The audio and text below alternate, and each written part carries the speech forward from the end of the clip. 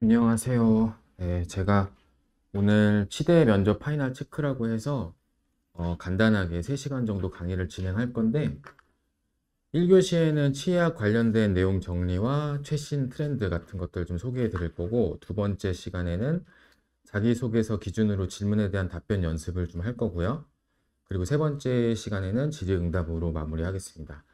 각각 1시간씩 할 거니까 뭐 50분 하고 10분 쉬고 이런 식으로 진행할게요. 일단 제가 드린 자료가 이게 학원에서 프린트를 하기에는 너무 많아가지고 이거 확 줄인 거거든요. 여기 이 자료가 다 없어요. 그래서 제가 앞에다가 이렇게 표를 드릴 테니까 쉬는 시간에 이 자료 PPT 원하시는 분들, 그리고 여기 보면은 제가 오늘 설명을 드리는 것 이외에 치과 관련된 각 과목별 자료가 있는데, 사실 이거를 공부하기에는 지금 너무 임박했기 때문에 별로 필요가 없을 것 같지만, 그래도 나는 갖고 싶다 라고 하시는 분들은 제가 드릴게요. 그리고 이거 인강으로 들으시는 분들은 Q&A 게시판에 비밀로 뭐 연락처 주시면은 제가 자료 보내드리도록 하겠습니다. 그리고 일단 여기 앞에 놓을 테니까 쉬는 시간에 써 주시면 되고, 여기다 놓을게요. 그리고 어쨌든 내일 경희대 면접이잖아요. 그러니까 경희대 면접이 임박했기 때문에 경희대에 대한 거는 제가 어떻게 면접을 준비할 건지를 좀 분석하는 연습을 같이 해드릴 거고, 나머지 학교들도 제가 해드리는 것처럼 하시면 돼요. 그리고 제가 무료로 강의를 하는데 두 가지 이유가 있는데, 첫 번째는 어쨌든 여러분들이 지금은 제 학생이지만 앞으로 치과의사가 되시면은 결국은 동료처럼 되거든요. 여기 이 친구가 제 수업 들었던 친구인데 제가 이 친구한테 치료를 받아요. 나중에 저도 여러분들한테 도움 청할 일이 있을지도 모르니까 제가 최대한 좀 도움을 드릴 수 있도록 하고 나중에 저 좀 도와주세요. 저는 오늘 강의를 맡은 손지호라고 합니다. 여기 제 소개에 뭐 되게 많은데 사실 이런 건 다 중요한 게 아니고, 이거 두 줄이 중요하죠. 두 줄. 합격. 여기 합격만 하면은 이 밑에 거는 그냥 사실 뭐 서울대 치의학과 연수원, 하버드에서 임플란트 수료하는 거, 이거는 여러분들이 저한테 부탁하시면 제가 뭐 하버드 치주과 교수님한테 추천 메일 드리면 다 할 수 있거든요. 그러니까 이런 게 중요한 게 아니라 사실 여기가 중요하잖아요. 근데 저도 여기 위치에 있을 때, 이 합격한 요 위치에 있을 때 우리가 자기소개서를 먼저 쓰잖아요. 근데 내가 뭔가 치의학을 엄청나게 많이 준비하고 나는 치의학을 엄청 사랑한다고 어필을 하고 싶은데 너무 아는 게 없어요. 그러니까 굉장히 막막했거든요.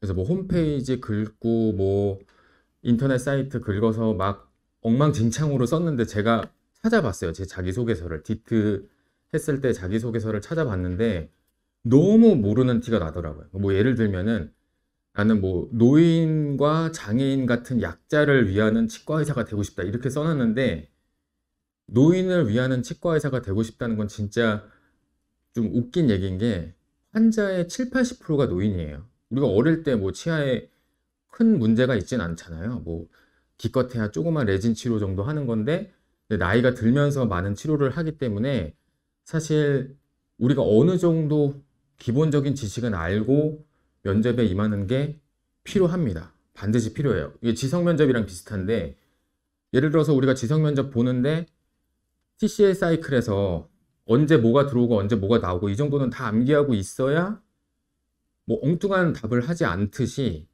기본적으로 우리가 치과 치료, 심미 보철, 임플란트, 치주, 보존 치료, 라미네이트 이 정도는 어떤 치료인지 알고 있어야 되고, 치의학 분야에서 탑 6, 그러니까 교정과, 보존과, 보철과, 치주과, 구강내과, 구강외과, 이게 뭘 하는 치의학 분야인지는 알고 있어야 엉뚱한 답을 하지 않을 수 있습니다. 그래서 만약에 뭐 교수님이 좀 질문을 했는데 아예 내가 모르는 것 같다 그러면은 그냥 모른다고 하는 게 나아요. 괜히 아는 척 하면은 오히려 마이너스가 될 수 있고, 그래서 당연히 이제 전국 치과대학이 11개다. 그중에 국립대가 뭐뭐다 이런 건 알고 있어야 되고, 전북대랑 원주, 강릉대 이런 데는 이제 소규모죠. 40명 정원이고, 내일 면접 보는 경희대는 그래도 80명 정도 되니까 이런 것들도 당연히 알고 있어야 되고요. 그리고 기초학교실에 뭐가 있는지, 그리고 임상학교실에 뭐가 있는지, 이 정도는 여러분들이 알고 있어야 됩니다. 왜 그러냐면 이제 서류평가 할 때 치의학에 대한 관심이 높고 발전 및 잠재력, 역량을 갖추고 있는가, 이렇게 나와 있잖아요. 그러니까 치의학에 관심이 높다라는 걸 평가하겠다는 거죠. 그리고 면접 질문에서도 기출면접 질문 보면은 치과대학에 지원한 동기가 뭐냐, 입학 후 학업 진로 연구 계획과 연관지어 구체적으로 말해봐라. 치과대학에 편입하기 위해서 학업 및 진로를 위한 노력 연구 등은 무엇을 했느냐. 일단 지금 여러분들은 편입이기 때문에 수능 본 고등학생이 아니잖아요.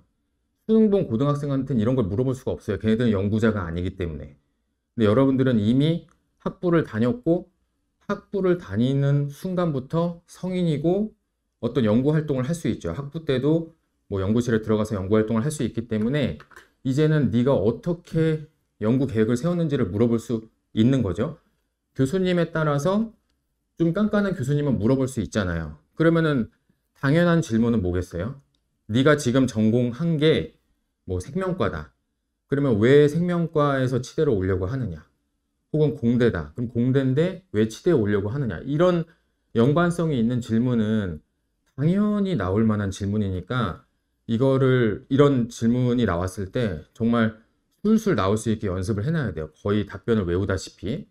그리고 어쨌든 이게 예전에 디트 같은 경우, 미트 같은 경우는 그 고사 성적이 딱 있기 때문에 내가 이 성적으로 이 학교를 거의 합격한다. 이런 게 정량적으로 평가가 됐어요. 그러니까 내가 성적이 되게 높은데 이 학교에 넣는다. 근데 무조건 합격할 것 같다. 그러면은 사실 면접이 중요하지 않았거든요. 그러니까 저 같은 경우는 굉장히 이제 쫄아가지고 낮춰서 냈는데 교수님이 면접 때 뭐라고 했냐면 이성적으로 너 여기 왜 왔어? 이랬어요. 그런 면접을 준비하는 거는 굉장히 쉽습니다. 그냥 웃고 떠들다가 가면 합격인데 지금 이거는 여러분들이 어떻게 서류 평가가 되는지를 알 수가 없잖아요. 그러니까 순서를 보면은 동점자 중에서 1순위가 면접고사 우수자다. 그럼 면접고사가 굉장히 중요한 시험입니다. 이거는. 그래서 어쨌든 내가 면접을 봤을 때 좀 아쉽다. 이거보다는 어쨌든 나는 최선을 다했다. 이 수준까지는 가야 된다라는 거고, 그러면은 이 기초학교실부터 보면요. 여기에 여러분들이 익숙한 것들도 있습니다. 생리학, 생화학, 분자생물학, 미생물학. 이런 거는 다 공부하잖아요. 뭐 피트 공부할 때도 하고, 편입 공부할 때 생물에서도 하고 다 하는 거니까 이런 것들은 여러분들이 잘 알 거란 말이죠. 그럼 만약에 내가 전공이 미생물학과다. 그러면은 이렇게 연결할 수 있겠죠. 저는 기초학 교실에 들어가서 구강 미생물학에 대해서 좀 더 폭넓은 연구를 하고 싶습니다. 너무 이제 뻔한 답이긴 하지만 그렇게 연결할 수 있다. 근데 이제 모르는 것들도 있잖아요. 구강 해부 조직학, 구강 아간면 병리학. 조직학은 정상 조직을 공부하는 겁니다. 해부학은 정상적인 조직. 그리고 병리학은 그 조직에 병이 났을 때 어떤 변화를 일으키느냐를 보는 거예요.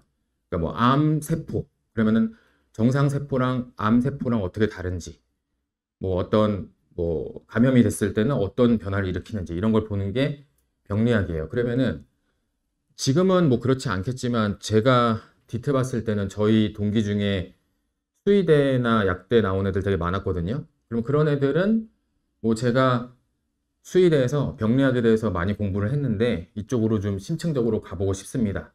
라고 답하는 게 가능하겠죠. 근데 여기 보면은 예방치과학이라고 있어요. 예방치과학. 그 다음에 치과 양리학이 있습니다. 근데 예방치과학은 치과 질환을 예방하는 게 뭐가 있을까요? 누님, 치과 질환을 예방한다. 네, 아주 어색하시죠? 뭐 이빨 잘 닦는다 그 정도잖아요. 그 정도예요.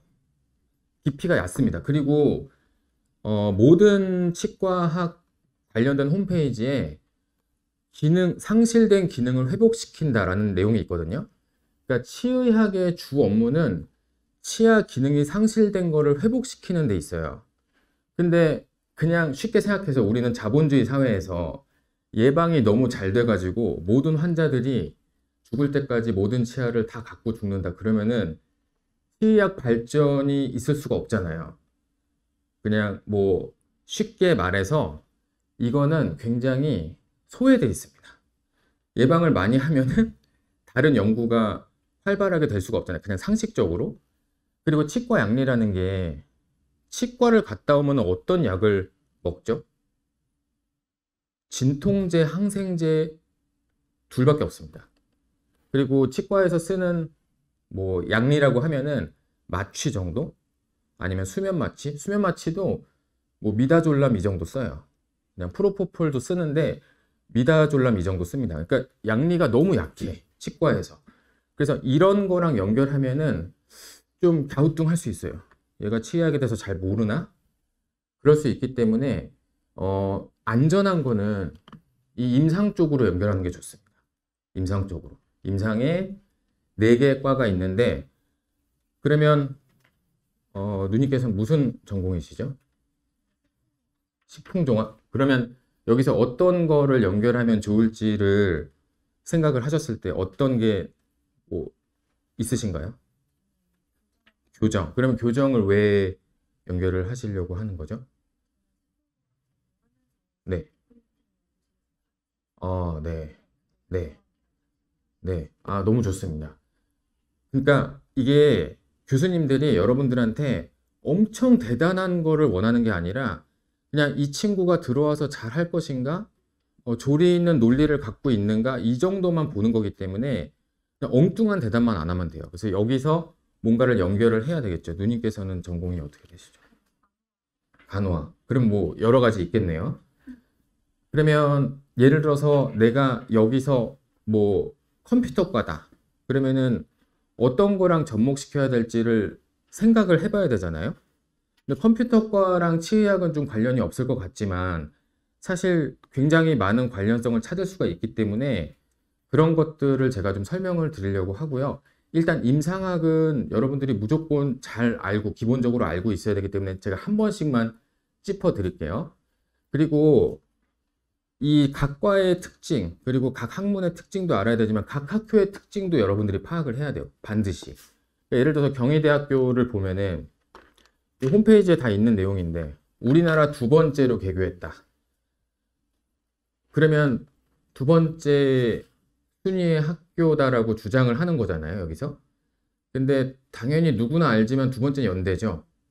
근데 자기네가 2번째라고 주장하고 싶은 거잖아요. 여기서 그런 걸 읽을 수 있죠. 그리고 여기 보면은 서울 3대 치과대학이라고 돼 있는데 서울에 치과대학이 3개밖에 없습니다.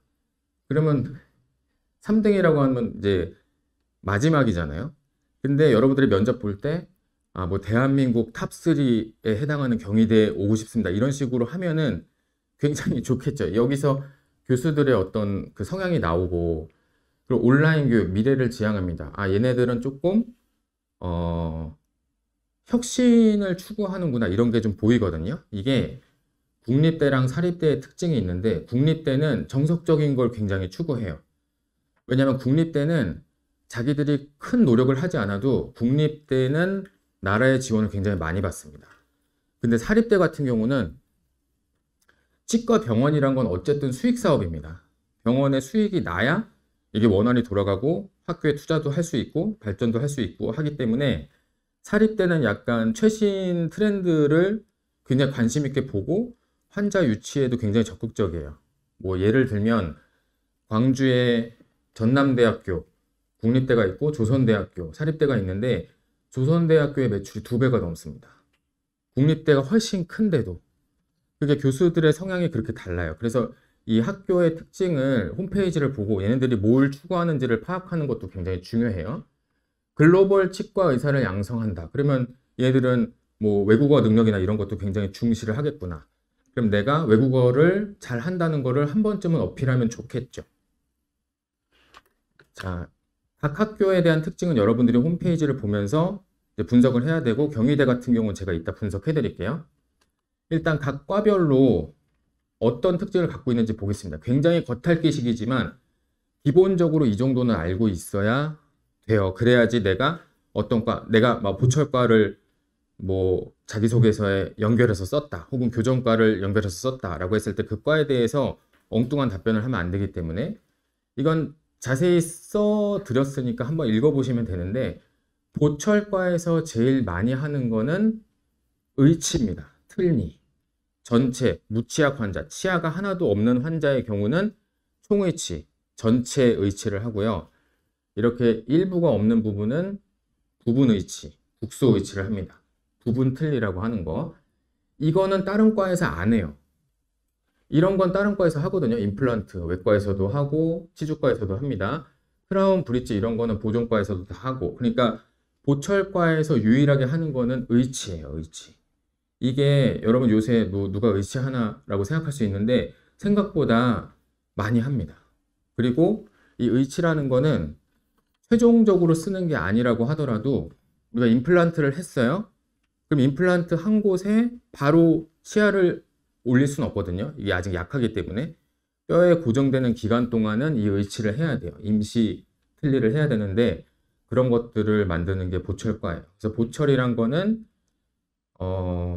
여러분들이 딱 봤을 때 인공적으로 만든 치아 모양이다. 그러면 다 보철과라고 생각하시면 됩니다. 자, 그 다음에 구강내과는 입안에 생긴 여러 가지 연조직의 궤양들, 그 다음에 질병들을 다루는 곳이에요. 그래서 여러분들 안에 뭐 헤르피스 구내염이 생길 때도 있고, 뭐 미란성 구내염이 생길 때도 있고, 뭐 심각하게는 암 같은 게 생길 때도 있잖아요.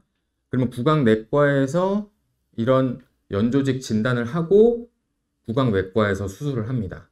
그래서 구강내과는 뭐 의대랑 비슷한데 이 내부의 어떤 질환을 평가하고 진단을 내려서 외과로 보내는 과다, 이렇게 생각하시면 되고, 그 다음에 또 중요한 거는 턱관절 클리닉이 내과에서 진행합니다. 그래서 뭐 만약에 내가 옛날에 턱이 아팠는데 뭐 치과에 가서 치료를 받았다, 그러면 구강내과 쪽으로 내가 관심이 있다 라고 하면 좋을 것 같고요. 자, 그리고 구치 클리닉, 어쨌든 이 내과는 뭔가 막 깎고 떼우고 이런 과가 아니라 뭔가 질환을 평가하는 과다, 이렇게 생각하시면 돼요. 근데 여기도 딱 보기에 매출이 안 나올 것 같죠. 네, 다 보험 진료이기 때문에 사실 힘이 없는 과입니다. 구강내과는. 자, 그 다음에 구강외과는 힘이 있죠. 여기는 어쨌든 가장 중요한 거는 이 악골이나 연조직에서 발생된 여러 가지 질병들 중에 종양, 양성종양이든 악성종양이든 종양을 제거하고 그 제거한 이후에 없어진 조직을 재건하는 수술을 하는 과고, 그리고 여러분들이 잘 아시듯 양악수술 같은 것도 하겠죠. 미용수술도 하고, 그다음에 발치 중에 뭐 신경이랑 걸쳐져 있어서 굉장히 위험한 남발치라든가, 어쨌든 로컬에서 하지 못하는 것들을 하는 과예요. 그래서 이 구강암면외과는 대학 병원에서만 할 수 있는 치료를 굉장히 다양하게 하는 과입니다. 그래서 얘네들은 조금 자부심이 있어요. 자기는 로컬에서 하지 못하는 여러 가지 수술들을 한다. 그리고 뭐 당연히 구순구계열이라고 해서 여기 이렇게 갈라진 애들 있죠. 그런 거 수술도 하고, 모든 어떤 그 성형에 관련된 그리고 재건에 관련된 수술을 하는 과다, 이렇게 알고 계시면 되고요. 이 정도 알고 계셔야 된다는 거예요. 면접 볼 때. 교정과는 별로 드릴 말씀이 없습니다. 심미적으로 안 좋은 치아를 가지런하게 배열하는 과죠. 다 아실 거니까 넘어가고요. 보존과는, 이 보존이란 게 뭐예요? 우리가 치아가, 충치가 심해서 망가졌을 때 뽑고 임플란트를 했다. 그럼 보존을 못한 거죠. 치아가 상실된 거니까. 근데 어떻게 해서든지 이 치아를 계속 보존시키고 싶다. 그게 보존과예요. 그러면 이 프로시저가 충치가 위에 에나멜질에 생겼을 때는 괜찮은데, 이게 뭐 안에 상아질로 넘어가서 이렇게 신경 쪽으로 침범을 했다면 이 외부의 어떤 병균들이 이 신경을 타고 이 안쪽으로 들어옵니다. 그럼 여기에 이렇게 쫙 리전이 생겨요. 그러면 여기를 다 깨끗하게 세척해서 이쪽에 리전이 생긴 병균들을 바깥으로 계속 세척을 해서 빼내고 여기가 괜찮아지면 바깥에서 병균들이 더 이상 못 들어가도록 막아요. 완전히 막고 그 다음에 크라운을 씌우는 거죠. 그래서 우리가 알고 있는 신경치료를 하는 과입니다. 신경치료를 왜 하느냐? 신경까지 충치가 침범을 했다. 혹은 치료를 하다가 보니까 아직 여기 침범을 안 했는데 여기가 이제 우식이 생겨서 물렁물렁해졌다. 이 우식이란 게 뭐 아시는 분도 있을 텐데 병균이 치아를 갉아먹는 게 아니고 이 뮤탄스균이 자기들이 이렇게 산을 생성해요. 그러니까 그 산 때문에 얘네들이 이제 부식이 되는 거거든요. 그러면 이렇게 긁어봤을 때 상아질이 막 물렁물렁해져서 금방 신경이 나올 것 같다. 그러면 예방 차원에서 이제 신경치료를 하는 거죠. 그럼 신경치료란 신경을 치료해서 신경을 살리는 게 아니라 신경을 다 제거하고 거길 막는 겁니다. 외부랑 완전히 차단되도록 이렇게 하는 게 보존과예요. 그래서 보존과는 굉장히 정밀하게 시술을 해야겠죠. 그러니까 뭐 미세 현미경도 쓰고 굉장히 좀 작은 잘 안 보이는 부분을 정확하게 시술을 해야 되는 과입니다. 그래서 이 보존과는 유일하게 우리가 최신 기술로도 이걸 커버할 수가 없고 사람의 손기술에 의존해야 되는 과예요. 그래서 너무 힘들다, 이게 접근이 안 된다 그러면은 치아를 그냥 뽑아가지고 이 아래에서 다 신경치료를 한 다음에 막고 다시 심는 경우도 있어요. 그래서 치아를 살리는 과가 보존과다. 최대한 안 뽑으려고 노력하는 과, 이렇게 생각하시면 됩니다.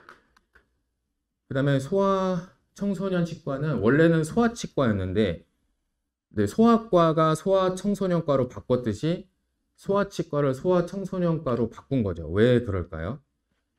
먹고 살기가 너무 힘듭니다. 소아만 치료해서. 여기 애기 보세요. 이게 환하게 웃고 있으면 좋지만 대부분의 애들은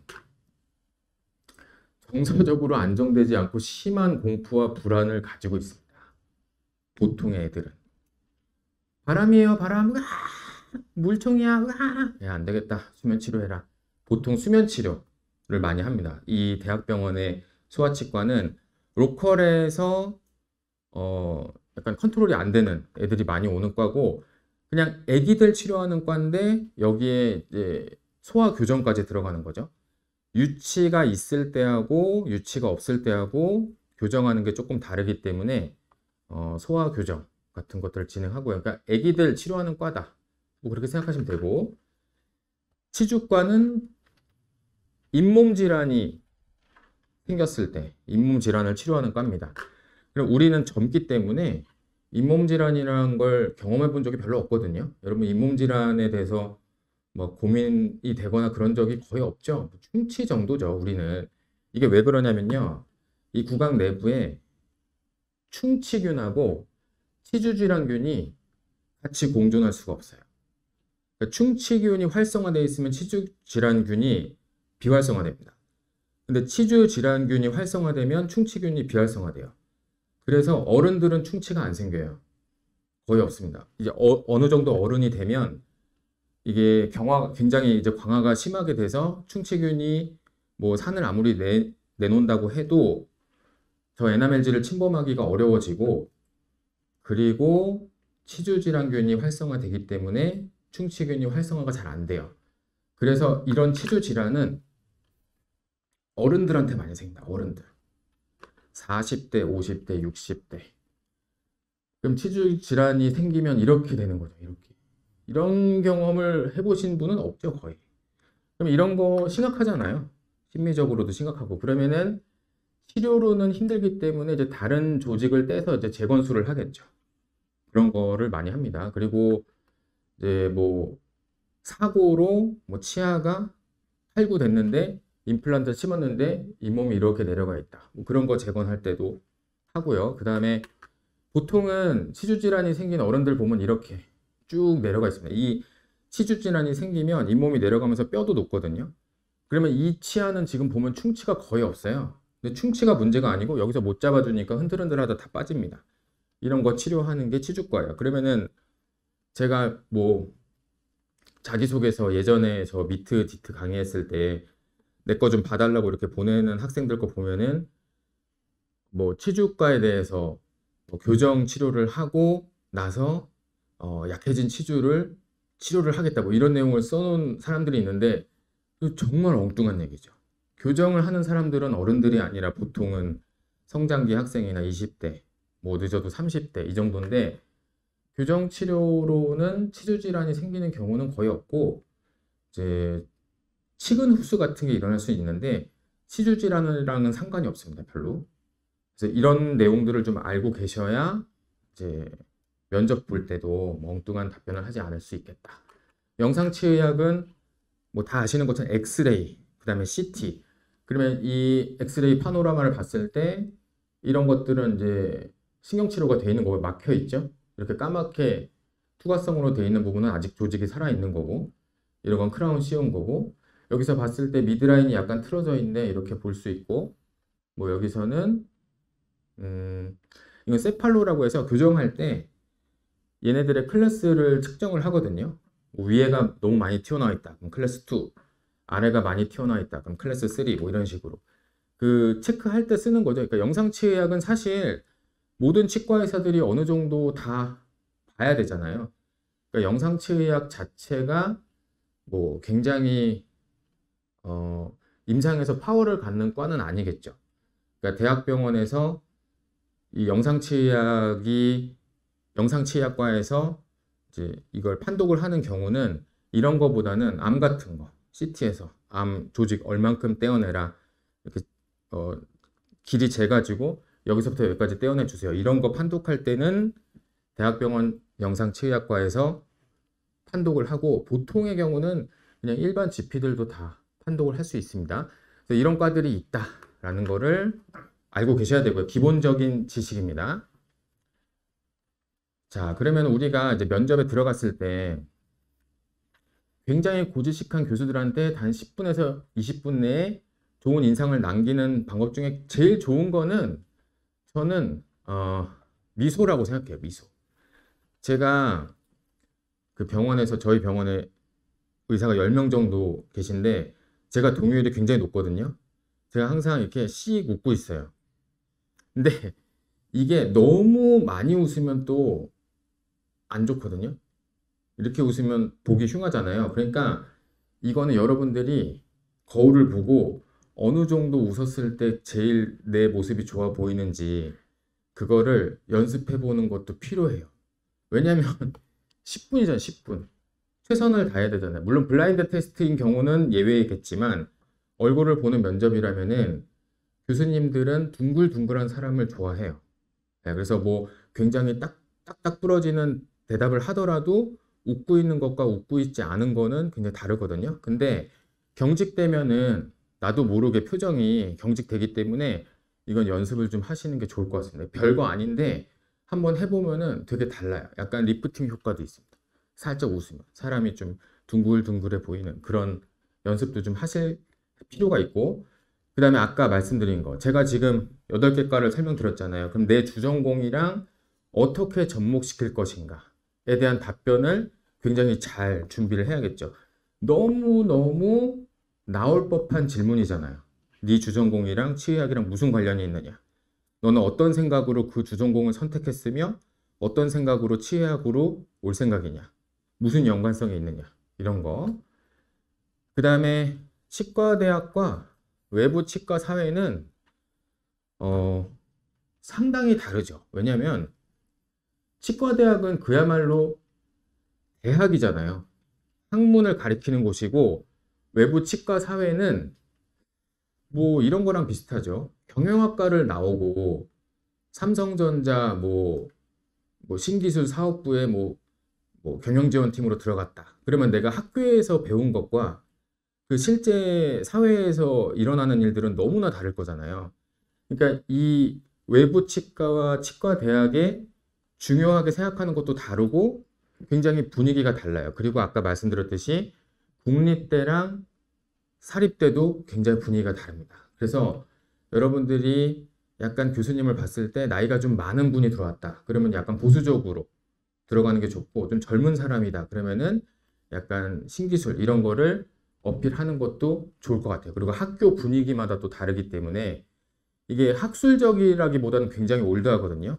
일례로 제 친구가 그 서울대 치전원에 가서 펠로우까지 하고 이제 임상 조교수로 지원을 해서 거기에서 여러 가지 학술 대회를 열심히 발표를 했는데 교수님들이 좀 미워했어요. 나댄다고. 그래서 그 미움을 받다가 나왔습니다. 그러니까 이 약간 교수님들은 뭔가 말 잘 듣고 둥글둥글하고 대답 따박따박 논리적으로 하고 이런 사람을 좋아해요. 그러니까 웃고 항상 명랑하고 얘를 보면 기분이 좋고 이 교수님들을 여러분 생각해 보세요. 교수님의 삶을 한번 생각해 보세요. 치대에 들어갈 정도면은 공부를 못하진 않았겠죠. 옛날에는 뭐 치대가 뭐 아주 공부를 잘해야 들어가는 과가 아니었다고 하더라도 중간 이상은 했을 거잖아요. 그러니까 학창 시절에 뭐 공부를 못한다고 혼난 적은 없을 거예요. 그리고 치과대학에 들어가서도 어쨌든 미래가 보장된 거니까 누구나 치대라고 하면은 치대다, 의대다라고 하면은 뭔가 호감을 표현하잖아요. 주변 사람들이. 뭐 하다못해 소개팅을 가서도 내가 똑같이 생겼는데 의대라고 하면 좀 다르게 보고 치대라고 하면 좀 다르게 보고. 그러니까 이 사람들은 항상 주변에서 자기를 우쭈쭈 해주는 거에 익숙한 사람들이에요. 특히 이제 대학 교수가 되면은 여러분 이제 대학에 들어가면 치과대학에 들어가면 동아리를 하는데 동아리를 하면 여기서 한 살, 두 살 선배가 굉장히 중요하거든요. 왜냐면 저희가 3학년, 4학년이 되면은 원내생이라고 들어가서 이제 실습을 하면서 점수를 따야 되는데 이 선배들이 레지던트란 말이에요. 그럼 레지던트한테 점수를 받아야 돼요. 그럼 그 사람들한테 잘 보여야 점수를 잘 받기 때문에 레지던트들은 학생들한테 항상 이렇게 대접받는 거에 익숙해져 있습니다. 그럼 그 사람이 이제 임상 조교수가 되면은 또 레지던트들이 또 굽실굽실 하겠죠. 그러니까 이 사람들은 기본적으로 누가 자기한테 아부를 하면요. 왜 그래? 이러지 않고 그냥 당연하게 여겨요. 저희 지도 교수님이 진짜 좀 안 예쁘거든요. 근데 교수님 오늘 너무 예쁘세요 이러면은 몰랐어 뭐 이런 식이에요.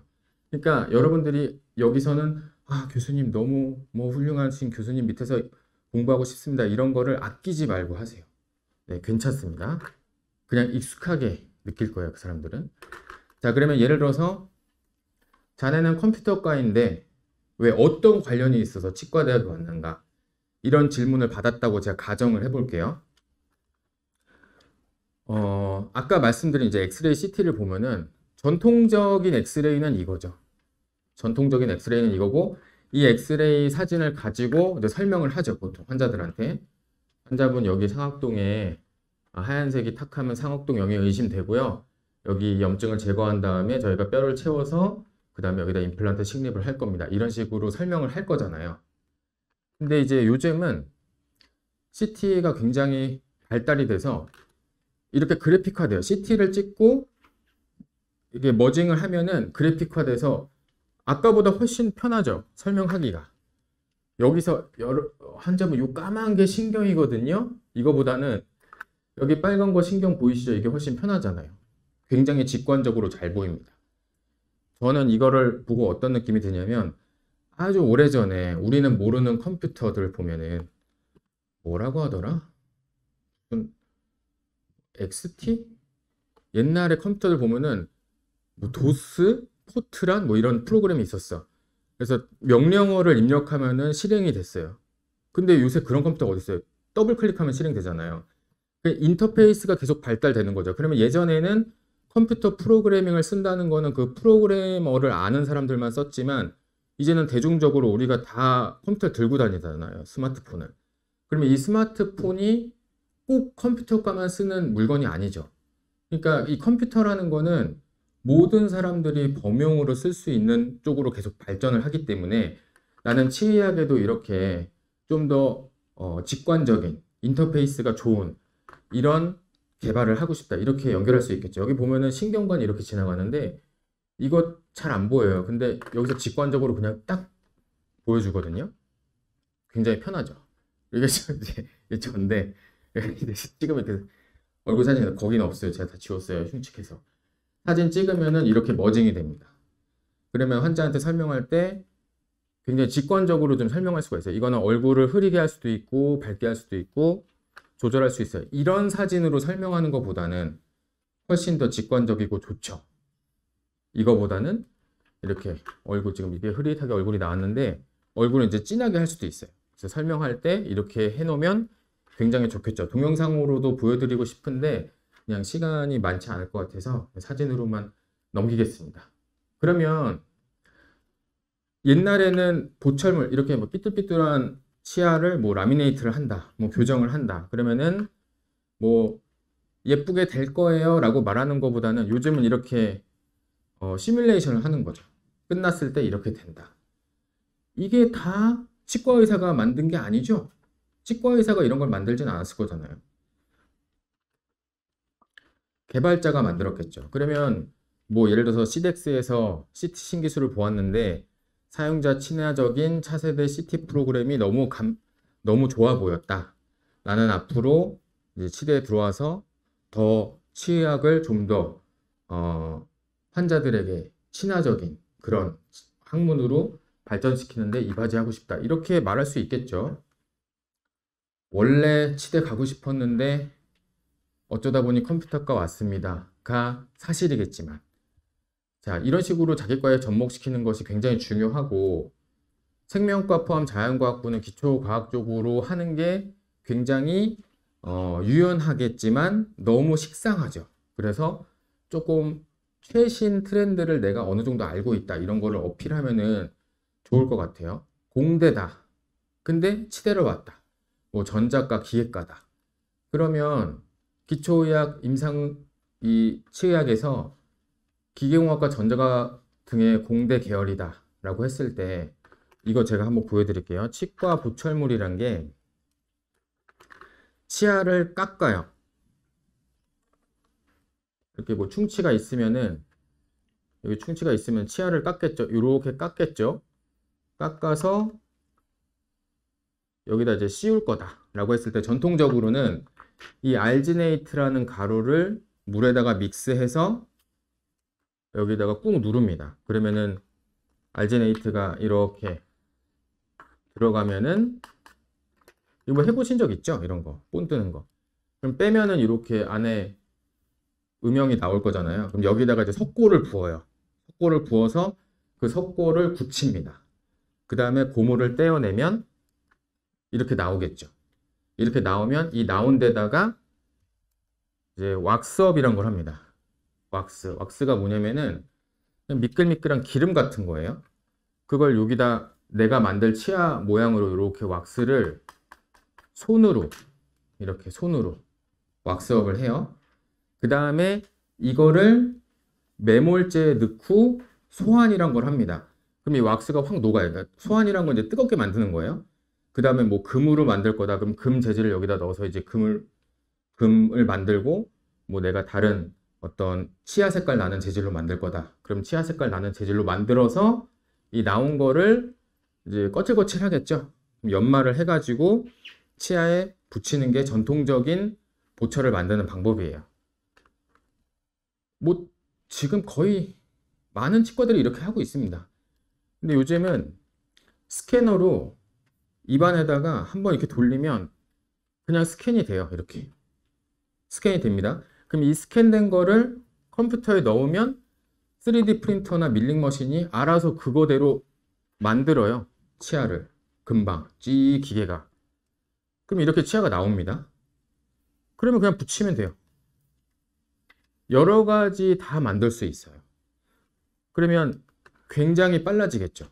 굉장히 빨라지고 정확하겠죠. 여기 그림 보면은 이 손으로 하면요. 이렇게 막 들어가는데 구멍 생기고 이러거든요. 굉장히 오차가 심해요. 그래서 저 오차를 사실은 어떻게 커버를 하냐면 세멘을 넣어서 그 사이를 이제 접착제로 채웁니다. 그러면 당연히 시간이 지나면 그 접착제가 조금씩 이제 녹아 나가면서 거기 또 2차 우식도 생기고 그럴 수 있겠죠. 근데 요즘은 이제 컴퓨터화해서 굉장히 정확하게 나오는 거죠. 정밀도가 높아졌습니다. 게다가 치과 의사가 할 일도 별로 없고 굉장히 빠르고 그래서 당일에도 가능하죠. 치아 삭제하고 보통은 일주일 있다 오세요. 그러면 일주일 동안 저거 만들어서 오면은 붙이고 그게 전통적인 치아 치료였다면 요즘은 그냥 잠깐 기다리세요. 그러면 찍 해서 붙이고 당일 치료 완료. 훨씬 좋잖아요. 이걸 치과 의사가 만들었을까요? 이 기계를? 기계공학과 공학자가 만들었겠죠. 전자공학자가 만들었겠죠. 이런 식으로 나는 좀 더 발전된 치의학을 좀 더 발전시키고 싶다. 이렇게 설명을 하려면 뭔가 알고 있는 게 있어야 되잖아요. 알고 있는 게. 내가 뭐 저는 무조건 발전시키겠습니다. 이게 아니라 뭔가 근거를 대야 되잖아요. 이런 거 되면은 괜찮겠죠. 요즘 임플란트가 엄청 대세잖아요. 그 작년 12월 크리스마스 때부터 우리나라가 노령화 사회로 접어들었대요. 노령화 사회가 뭐냐면 60살 이상인 사람이 20% 이상이면 노령화 사회래요. 그리고 뭐 한 10년인가 8년인가 이후에는 60살 이상이 거의 50%가 된대요. 그러니까 우리가 지금 초고령화 사회로 가잖아요. 당연히 임플란트가 굉장히 대세인 진료인데 임플란트란 뭐 아시는 분은 아시겠지만 치아가 없는 곳에 이 나사를 심는 거죠. 나사를 심어서 이 뼈에다가 나사를 심어서 얘네가 고정이 되면 위에다가 치아 보철물을 씌워서 치아가 없는 곳에 틀니가 아니라 진짜 뼈에 박힌 치아를 대체할 만한 이런 보철물을 만드는 게 임플란트잖아요. 뼈 안에 심어야 됩니다. 뼈 안에. 그럼 이 뼈는 당연히 이제 잇몸으로 덮여 있을 거잖아요. 그럼 내가 임플란트를 한다라고 했을 때 나사를 심고요. 어버트먼트라는 연결고리를 끼고 치아를 끼는 거예요. 근데 전통적으로 내가 임플란트를 이제 치료를 할 거다. 그럼 환자한테 엑스레이 사진을 찍게 하고 그러면 여기 브릿지라고 해서 치아는 여기 두 개밖에 없는데 여기다가 크라운 씌우고 여기다 연결고리 만들어서 치아 모양으로 만든 거죠. 근데 여기 이제 치아가 없죠. 여기다가 임플란트 심고 싶다. 하나, 둘, 셋. 이 가짜가 아니라 진짜 치아처럼 하나, 둘, 세 개를 심고 싶다. 라고 하면은 요 안에 이렇게 심을 겁니다. 라고 설명을 하고 환자 입안 상태는 이렇겠죠. 여러분 이거를 여기다 임플란트 심을 거다. 그럼 어떻게 해야겠어요? 뼈에 심어야 되잖아요. 뼈에. 근데 뼈가 여기 단면을 이렇게 싹둑 잘라보면은 뼈가 이렇게 솟아있고 여기 임플란트를 이렇게 심어야 돼요. 근데 이 위에 잇몸이 이렇게 덮여 있어요. 그러면 우리가 보는 거는 이런 모습이에요. 그럼 내가 어디다 심어야 될지 확실하지 않죠. 내가 위에서 그냥 이 상태에서 심었는데 잘못해서 이렇게 심으면 안 되잖아요. 그러니까 어떻게 하냐면 절개를 해서 잇몸을 옆으로 확 벌려요. 그럼 뼈가 나오겠죠? 뼈가 나오면 뼈에다 심고 다시 닫아서 꼬맵니다. 그리고 이렇게 꼬매요. 꼬매고 굳을 때까지 기다려요. 한 3, 4개월. 그 다음에 다 굳으면 다시 열어서 여기다가 보철물을 끼는 게 전통적인 방법이에요. 굉장히 아프겠죠? 아픕니다. 여기 제가 얼마 전에 넷플릭스에서 그 송중기 나오는 영화 뭐지? 하란인가? 봤는데 손톱 이렇게 쫙 잡아당기는 그런 장면이 있는데 그 정도 고통이겠죠? 여기 붙어있는 조직을 이렇게 긁어서 떼어낸다면 이거 다시 꼬매놓으면 얼마나 아프겠어요? 굉장히 아픕니다. 그리고 이게 만약에 임플란트를 뼈를 이제 보고 내가 심었는데 이렇게 내가 엔진을 갖고 이렇게 쭉 드릴을 하는데 만약에 드릴을 내가 여기서 했는데 이렇게 잘못했다. 그럼 이쪽으로 튀어나왔다. 그럼 페일이거든요. 그럼 이거는 이제 실패한 겁니다. 환자한테 뭐 할 말도 없고 굉장히 힘든 상황이 많이 일어나겠죠. 그러니까 굉장히 숙련도가 필요하겠죠. 숙련도가 필요합니다. 근데 요즘은 아까 그 스캐너로 스캔을 하고 CT를 찍잖아요. 그러면 이렇게 모델이 컴퓨터에서 화면으로 나오고 내가 이 화면을 보면서 어디까지 식립할지를 이렇게 디자인을 해요. 컴퓨터 상에서. 근데 여러분 이게 뼈에 보면은 뼈 밑에 신경도 지나가고 그러거든요. 이 뼈가 있고 밑에 신경이 지나가고 있는데 임플란트를 이렇게 뼈를 통해서 이렇게 심다가 신경을 눌렀다. 그러면은 이제 넘리스 오거든요. 신경 손상. 그럼 뭐 난리 나겠죠. 뭐 소송 일어나고 완전 감각이 없어지니까. 근데 그게 잘 심어야 되는데 이렇게 컴퓨터상에서 내가 미리 디자인을 해요. 아, 여기 신경 지나가니까 여기서 신경까지가 10mm니까 나는 7mm만 심겠다. 이렇게 디자인을 해요. 그래서 이 디자인된 거를 이렇게 만듭니다. 구멍이 뚫려 있는 가이드라는 걸 만들어요. 가이드를 만들어서 여기 구멍이 있죠. 그러면 컴퓨터상에서 여기는 7mm, 여기는 8mm 이렇게 나와 있어요. 그럼 7mm 드릴을 가지고 끼면 이런 모양이겠죠. 그러면 여기다가 이 구멍에다가 여기 7, 8, 7 이렇게 써 있어요. 그러면 7자리에다가는 7 꽂아서 윙하고 8자리에다가는 8 윙하고 7자리에는 7 윙하고 그럼 구멍 뚫리죠. 그리고 여기서 이렇게 심으면 이렇게 심는 거예요. 그러면 그냥 끝이야. 이렇게 심는데 굉장히 금방 걸리겠죠. 절개도 안 하고. 그 다음에 프린트해요. 프린트해서 이렇게 나온 거 껴주면 끝이에요. 그러니까 이렇게 끝나는 거죠.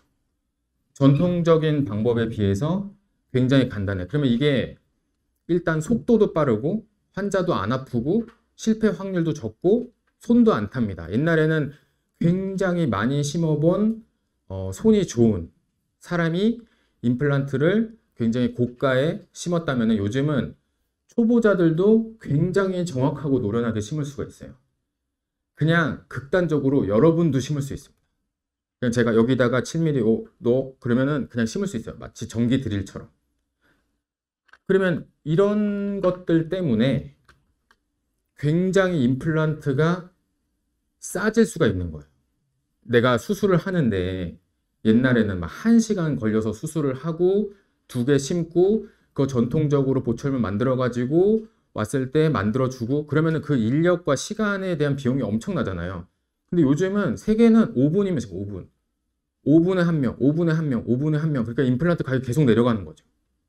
아, 이 정도 안 받아도 되겠다. 이렇게. 그래서 뭐 예를 들면 내가 기계공학과다. 그러면 치과 의료는 굉장히 손을 많이 타는 정밀한 작업이다. 그런데 제가 치의학에 대해서 공부를 해보니까 요즘은 임플란트 가이드 같이 손이 안 좋아도 혹은 그날 컨디션이 안 좋아도 정말로 정교하게 심을 수 있는 그런 기술들이 있다는 거를 봤다. 그리고 이거를 제일 잘하는 데가 오스템이거든요. 오스템 치과의사가 만든 회사예요. 전 세계적으로도 굉장히 많이 수출도 하고 나는 그런 전자장비를 만들어서 치의학 발전, 더 나아가 경희대학교의 위상을 높이고 싶습니다. 이런 식으로 하면 어느 정도 논리가 맞겠죠. 그러니까 이 교수님들은 야, 그게 진짜야? 이렇게 접근하는 게 아니라 10분 동안 얘가 어느 정도 공부를 했고 어느 정도 논리적으로 말할 수 있고 들어왔을 때 얼마나 말을 잘 들을 거며 그런 것들만 본다는 거예요. 그러니까 여러분들이 막 엉뚱한 말을 안 하면 돼요. 자주 가는 병원에 외국인 환자가 많은데 우리나라가 자기 나라보다 가격도 싸고 굉장히 치료도 좋다고 들었다. 나는 이 우리나라의 어떤 치의학의 이 위상을 뭐 여러 곳에서 느끼고 있다. 이런 식으로 막 좀 좋은 말들을 해주라는 거죠. 그래서 여러분들이 뭐 내일 질문은 제가 이따가 시뮬레이션을 좀 해볼 거고 자소서를 보내주시면 제가 어느 정도 이제 접목시킬 분야를 이렇게 하시는 게 좋겠습니다 라고 조언을 해드릴게요. 그래서 일단 지금 50분 정도 됐는데 잠깐 쉬었다가 다음 내용 쭉 진행을 할 건데 요거 자소서 조금 보고 조언 받는 거 원하시는 분들이랑 아까 자료 원하시는 분들 제가 여기다가 이제 요거 놓을 테니까 연락처 적어주시면 제가 PPT랑 전공 자료랑 이런 것들 보내드릴게요. 여기다 놓겠습니다. 자, 10분 쉬었다가 3시에 다시 시작하도록 하겠습니다.